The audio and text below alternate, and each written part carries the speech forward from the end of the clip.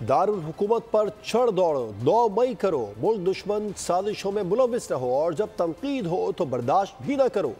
ये कैसी बदमाशी है। तहरीक इंसाफ की शरपसंद social media troll brigade active हो गई। तनकीद करने वाले सहाफियों को कत्ल की धमकियां लगाना शुरू कर दी। तहरीक इंसाफ के डिजिटल दहशतगर्द हत्थे से उखड़ गए। गलत को गलत कहने वाले सहाफियों पर चढ़ दौड़े। बाज ने तो सोशल मीडिया पर कत्ल की धमकियां भी लगा दी। तहरीक इंसाफ के स्पेस सेशन में एक अकाउंट होल्डर धमकियों पर उतर आया। मारूफ सहाफियों के घर का पता भी पूछने लगा। एक डिजिटल दहशतगर्द ने मुख्तलिफ सहाफियों के बच्चों को भी नुकसान पहुंचाने की धमकी दी।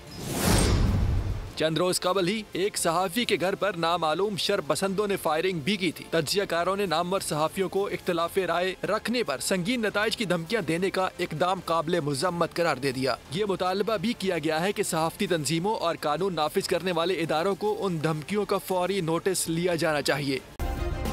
सब्सक्राइब करें और बेल दबाएं ताकि कोई खबर रह न जाए।